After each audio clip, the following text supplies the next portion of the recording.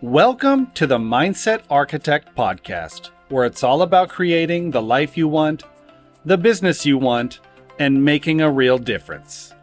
Join us in unlocking the code to true success. And now your host, Tony Caliendo, Master Coach with reTHINK Coaching.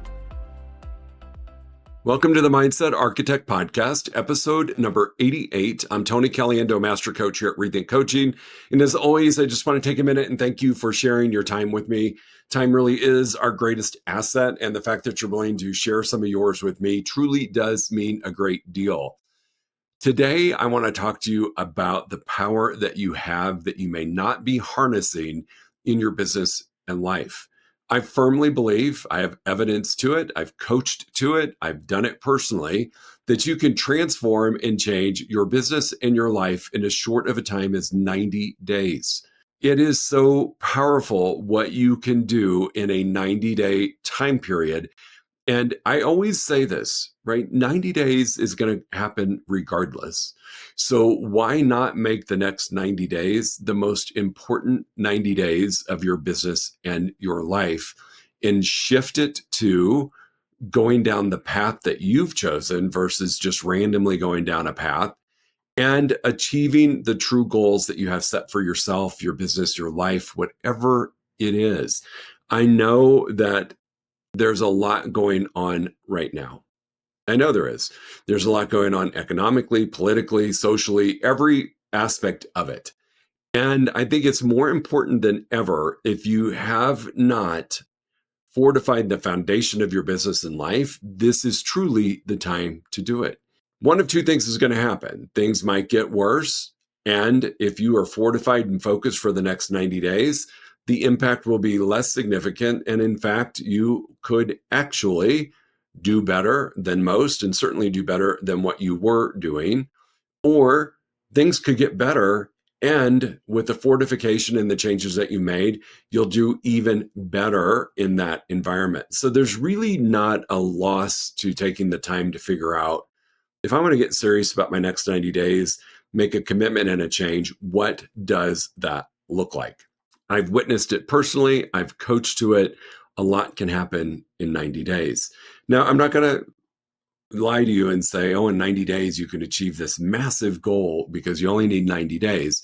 What the 90 days will do is create several wins for you and put you on the trajectory to winning big. And that's really what we all want to do, is to win at what we choose, right? And it's important for us to understand that piece of it, to have a goal and to work towards it. So there's 5 things I'm going to talk to you about today that if you should decide that, hey, I'm going to take the next 90 days because regardless, 90 days is going to happen anyway, and take control over where I'm going to be on day 91, this podcast is for you. So I'm going to talk about 5 things that we must do if we're going to go on this 90-day sprint. So number 1 is obvious, set a goal. And it's more than having a SMART goal. I think we've all heard about this before. You have a SMART goal, specific, measurable, and achievable, realistic, and timely. That's great, but I want you to look at your goals differently. I want you to get so flippin' excited about what your goal is at the end of 90 days that you can barely stand it. And that may be taking that annual goal and chunking it down to a 90-day stretch. It may be taking those 90 days and breaking it down to 30-day sprints, which I love. I've talked about that on several podcasts. I love a good sprint because it has a visible start and end, and it keeps you really focused and on track. You may choose to do a weekly sprint. Whatever it is, goal set differently. Look at that goal as a 90-day, 30-day, 7-day, whatever you want it to be, and get really clear on it. The other part of it is having a vision about what that will do for you when you achieve it. I love setting a 90-day goal with a nice reward for myself at the end of it. And what I like about it is I know exactly what I'm working towards, and I know what I'm going to be able to do when I achieve the goal. And it's something that excites me, not just like, oh, I'll go buy a new shirt or I'll go buy a new pair of shoes. Make it something that's impactful that you've been wanting to do for a while, that you can really feel like you've rewarded yourself and that you can set the vision to get there. If you need it, I'm not a big fan of this. If you need it, you can also set a takeaway at the end of 90 days, where if you don't achieve the goal that you set for yourself in 90 days, you're going to have to give something up or do something different. That's more of a punitive approach, yet for some people that works really, really well. So for an example would be for me, if I didn't achieve the goal, if I had to give up coffee. I know that sounds crazy, but coffee is a huge part of my life. If I knew that at the end of 90 days, I wasn't going to be able to have my coffee and that ritual in my life, that's a big deal. If I knew I had to maybe make a donation to an organization that I didn't exactly love, that would be a big deal. So I'm not a huge fan of punitive, yet some people, it works, the good and then the consequence. All right. So you choose what that would be for you, but really state and be clear on what your 90-day goal is. Make it a stretch, make it to where it makes you a smidge uncomfortable, and set your sights on what your life will be like or your business will be like when you achieve that goal in our short 90-day sprint. Number two, I think this is it's really basic, yet it's really important, is manage your time. I don't believe that any of us as entrepreneurs just intentionally waste our time. Yet I do know at times of uncertainty, it is when we are most likely to get into a place of overwhelm and start to overthink or critically think and think more about what we should be doing than actually taking the action. It happens often anyway, because we're just human beings. Yet during times of uncertainty, during stressful times, during times that we're uncertain, it can happen more often. So managing your time during this 90-day sprint is critical for those reasons. Plus, we only have 90 days. And one of the favorite things I have to say is that the problem is you think you have time, and we don't. If we look at a 90-day, 30-day, 7-day sprint, you don't have endless time. So I love the sprint part. A couple things that I do that has really helped me on my journey to success. Number one is I planned my day out the night before. And I don't just mean looking at like what I'm going to do. I actually have what I'm going to do done and available for me. An example, if one of my goals is to speak to 5 potential new clients, so lead generate every day. If I show up to my desk, my space to do my work, and I just know that I'm going to call 5 people, I still have to figure out who I'm going to call, which is an opportunity for distraction and for us to not do it because we can get in our head about, well, I don't know who I'm going to call. Let me go research. Oh, I don't know if I should call that person or not. We still have to make some decisions. When I say that I plan the activities out the night before, I know that I'm going to speak to 5 people. I know the 5 people that I'm going to speak to. I know their cell phone number. I know their email address, and I know their social media information, because I know that when I call 5 people, that 5 people aren't necessarily going to answer.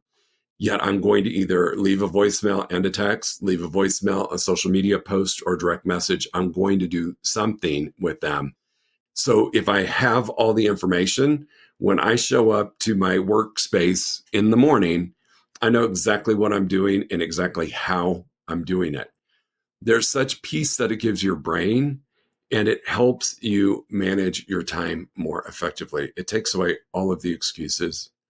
It really helps you know that, hey, the decision was made. And if I just do this, I've got a great chance of success. So that's one thing that I do. The other thing that I do that I love, it's called the Eisenhower matrix, or some people call it the urgency matrix, call it whatever you want. It's a great matrix when we're sitting in a place of overwhelm. And let's say you accomplished what you were going to do for the day, and then it was time to do some other activities, and you just had a lot of things to do. What the Eisenhower matrix does is it separates urgent and non-urgent items, important and non-important. And I just love how basic this makes things. So if you look at it on a quadrant, all right, you've got important, not important. You've got urgent, not urgent. If something is important and urgent, so if I go through the list of things that I must do that day, and I know that it's urgent and important, I just do it now. I take away the guesswork. Well, I'll get to that today. No, I just do it now. That's probably the most important step in this that you can take, is identify that and do it now. If there is something that is urgent yet not important, so it's urgent to happen, not important for me to necessarily do it, then delegate it. Who could I delegate this to? It could be something as simple as, if you don't have a team or you don't have an admin support, it could be, for me, it's urgent to have a clean house, but I don't do it. I've delegated it to an amazing human being that comes and takes care of my home for me. So what is urgent yet not important is simply saying that it needs to get done, just not done by you. Then we have something that's not urgent yet it's important. That's easy. You just schedule a time to do it. So you may say, you know what, that really is important. It's just not urgent. Like, I don't need to do it today. So let me schedule when this week I'm going to get it done. And I schedule it for a different time. And then the ultimate is, if it's not urgent or not important, just delete it. Don't do it. Just make it go away. Because if it's not important and it's not urgent, why is it even on our list? Those 4 things can help you get control of a little bit of chaos or uncertainty or unsure of what to do next in your day pretty quickly. So I love it. The 4 quadrants are urgent, important. You're going to do it now. Urgent, not important. I can delegate it. I can give it to somebody else. They may not do it as great as I would do it. That's an ego statement. Yet they may not be as skilled in the activity as I am, yet they can get it done because it is important. Or I'm sorry, it is urgent. It's just not that important that I do it. So delegate. And then not urgent, yet it's important. I just schedule a time for it to get done. I take it off my plate for the day, or it might do it at the end of the day, or I might do it this week, but I schedule it for a future time. And then ultimately, not important and not urgent, I just delete it. So that's the Eisenhower matrix. You can Google it. There'll be a cute little chart for you to look at. But it is one way that I personally use when I'm sitting in a kind of a muck of a lot of things to do and I'm not sure what to start on first, or I have a lot of things to do and I pick the not important, not urgent, because it's easy. This helps you prioritize what must be done. So that's part of managing your time. Those things are incredibly powerful. So in a 90-day sprint, managing your time is incredibly important. The third thing that I want to talk about is your environment and your space. And so that to me is really, really, really important as well. I have learned in life that my environment is incredibly impactful on everything that I do. It's impactful on my enjoyment in life, my space, my workspace, my home space. I work from home. My home space is important to have it in order, to have it be a reflection of me. And so environment and space are also important for you to look at in a 90-day sprint, 90-day transformation. Train yourself where certain activities are more impactful.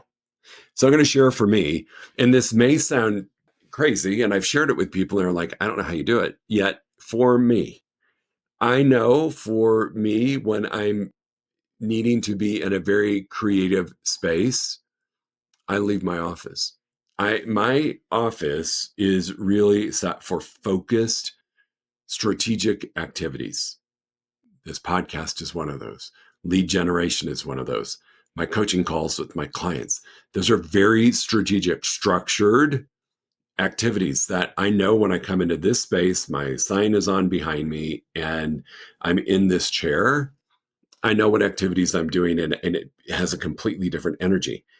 For me, when I need to get creative, writing a program, contributing to different foundations or different organizations that I'm affiliated with, I go to a coffee shop.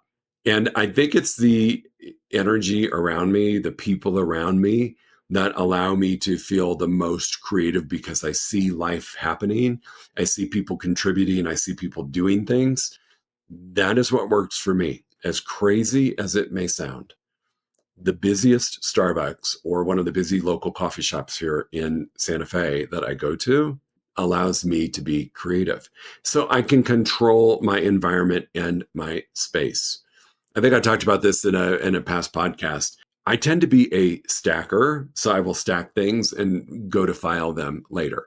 Well, my later sometimes is 2 weeks away. And so my workspace, I really do need it to be clutter free. And when it's not, it can be a distraction. So really pay attention to your environment and space. As minor as it may seem, it could be the one thing that could prevent you from achieving this 90-day transformation in your business or your life. So pay attention.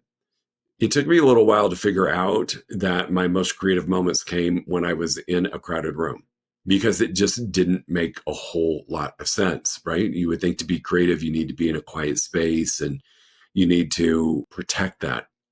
It's quite the opposite for me when I'm looking to be creative. Now, I do have on headphones, somewhat noise canceling, and yet I can still hear the buzz of what's going on around me, and that gets me going. So just really pay attention to that element because it is incredibly important. The other thing too that I will do when I do need to be more focused is I do come to my office. It's really my kind of sanctuary for dedicated work. I will say that it isn't always distraction free.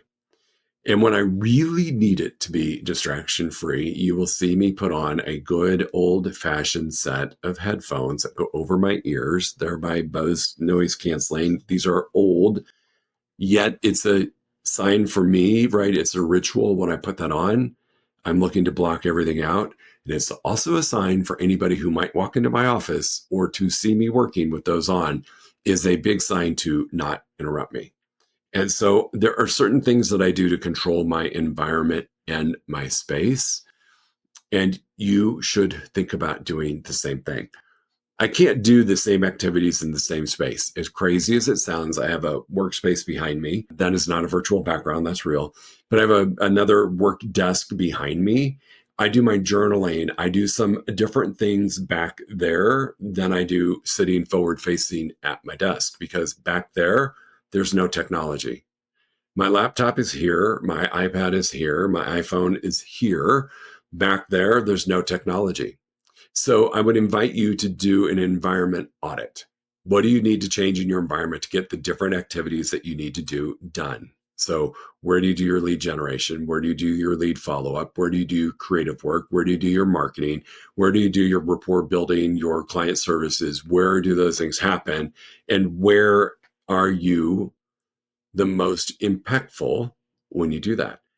These are all little things that can add up to a big change for you, especially if we're making a 90-day commitment to transform. So environment and space is number 3. Number 4, daily measuring. I said this before, right? The problem is we think we have enough time, or we think we have time and we don't. We have 90 days, 30 days, or 7 days, whatever you choose. But 90 days is the most amount of time you're going to have. And you should be measuring your success daily, not at the end of the week, not at the end of 90 days. At that point, it's too late to course correct. You should really be measuring your success every single day. And when you're focused, you've got the right space, you're doing all of these things, it's easier to measure because you know exactly what you should be doing and you know the time that you have to do it. So I love a daily measurement. I still do it to today. I've talked about this on a previous podcast. I have a win the day checklist that I've created specifically for me. It's different than what you might have for yourself because we do different things to generate sales, to do follow-up, to grow our businesses. For me, I know the non-negotiable critical activities that I must do every single day to win. And so I have a daily checklist. And when I first started doing it, I would look at it in the morning. I would do a check-in at noon before I would go to lunch or take a break to see where I was. Was I winning the day or not? And then at the end of the day, I visited it again. So daily measurement is really important on this journey to transform yourself, your life, your career in 90 days. And then the last thing is really don't ignore the feedback. We've had this conversation before. I can't stress it enough. when you're doing a transformational sprint in 90 days, you really need to pay attention to the feedback. What worked? What didn't work? How was my mindset? Am I connected emotionally to my goal? Does it still motivate me? Am I still excited about it? And if you're not, it might be because you've fallen behind in goal. But if you were able to achieve it, does it still excite you? The other part of this would be looking at that if this is your jam, and it's not everybody's, it's not mine. If you were looking at what you would have to give up if you didn't hit the goal, you would also want to be looking at that feedback, like really letting yourself know that, hey, if I don't do this, then that goes away. It could be a vacation, right? It could be a service that you partake in often, massage, manicure, pedicure, whatever it is, going to the car wash versus you washing your car yourself, whatever it is, there could be some punitive action. You want to take the feedback on that daily as well. Really look at the actions you took or didn't take. And again, assess your environment. So the 5 things for you to consider if you're thinking about joining us on a 90-day sprint. And I would really, really encourage you to consider this, because I do believe we're in a time right now where there's abundant distraction and abundant uncertainty and confusion. This is when we hunker down and we stay laser focused on what we know we need to do to get to the other side. A lot's going to change in 90 days. A lot will change in 90 days. A lot changes every day right now, but a lot is going to change in 90 days. The cool thing is you get to choose where you're going to pop out on the other side. Are you going to pop out stagnant? Are you going to pop out behind? Or are you going to be in control in building your business and your life the way that you want to build it, regardless of what is happening externally? This is my true desire for all of you, is to transform, and it might be a small transformation or it could be a big transformation, but set a goal to transform your business or your life in the next 90 days. And then for you to be able to celebrate, send me a note. This is what I did. This is what I accomplished. This is what I rewarded myself with. That to me is the ultimate. So number 1 thing, get clear on your goals, have a vision, know what you're going to do or what you're going to feel or experience at the end of 90 days when you have achieved that goal. Really create that vision and lean into it daily.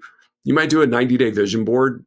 That might help you out. You might need to visit that every day, but really live into the space as if the goal has happened and hold that space for yourself. That's that 90-day vision. Number 2, manage your time, right? So it's really important for us to manage our time. You could plan your activity the night before and have it all outlined for you with names, numbers, exactly what you're going to do. So you just have to show up and you know exactly what to do. Or you could use the Eisenhower matrix if you're in a place of overwhelm. Examine where those activities that you believe you need to do are in those 4 quadrants and execute those accordingly. So that is a very powerful quadrant to use. Urgent and important is number 1. Just do it now. Urgent and not important is the delegate, right? So just kind of keep an eye on those things that will help you out with managing your time, especially if we're in a 90-day sprint. Number 3, assess your environment in your space. Really important. Where do you operate the best? Identify those spaces. I know, I learned this a long time ago. This seat that I'm sitting in cannot be the space I do every one of the activities that I need to do. I need to pick different places to do it. So do a space audit, do an environment audit, and get clear on that. Number 4, daily measure. Just have a get real, get right conversation with yourself and measure your progress every single day, because every day in a 90-day sprint that we waste or we don't show up at 100% has a bigger impact than if we think we've got 365 days. And then lastly, feedback. Really just do an assessment of what worked, what didn't work. Was your environment right? Were they the right actions? Are you still connected emotionally to your goal? Where's your mindset? Those 5 things get attention to right now. If you're going to take a 90-day sprint, give yourself 3 to 5 days to prepare for it. Go through these 5 action steps to set yourself up for success. I promise you, if you do this, you will not recognize your business or yourself in 90 days. you will be living and doing exactly what you've wanted to do for a long time. This just gives you the lane and the discipline to do it in. And it really is a higher accountability position to put yourself in. 90-day sprint, break it down to a 30-day or 7-day, whatever works for you, make it happen. I am encouraging everyone in my private personal coaching practice that we take a look at these 5 things and just make sure that we have focused in on those, because these are the 5 things that will carry us through, that regardless of what's going on externally, we take control. And that is the best gift I can give to anybody, is you take control back of the business that you want to have and you want to do. As always, if you have any questions about this or anything else, reach out to me. Tony@rethinkcoaching.com is my email. You can find me on all of the social outlets, Instagram, Facebook, TikTok, LinkedIn, or you can Google me and get my information there. You can find me on the website, rethinkcoaching.com, where you can fill out a quick little box of information with your name, email, cell phone, and comments. That comes directly to me, and I will book a 1-hour strategy session with you at no cost, whether it's about the 90-day sprint or anything else that's going on in your world that you need help with. Please do not stay stuck or unclear on your own. Just reach out and we're happy to help you out. Go make it an amazing 7 days and think about what you want your 90-day sprint to be. I truly, truly, truly believe from the bottom of my heart, this is the one thing that you can do that would make an impact given our current circumstances and come out the other side shining. Talk to you soon. If you enjoyed listening to this podcast, you must come check out the Mindset Architect Group Coaching Program. It's our monthly program where we explore the power of your mindset, help you identify what you truly want in business and life, and then help you reach those goals. Come check us out at rethinkcoaching.com/group-program. That's rethinkcoaching.com/group-program. We'll see you there.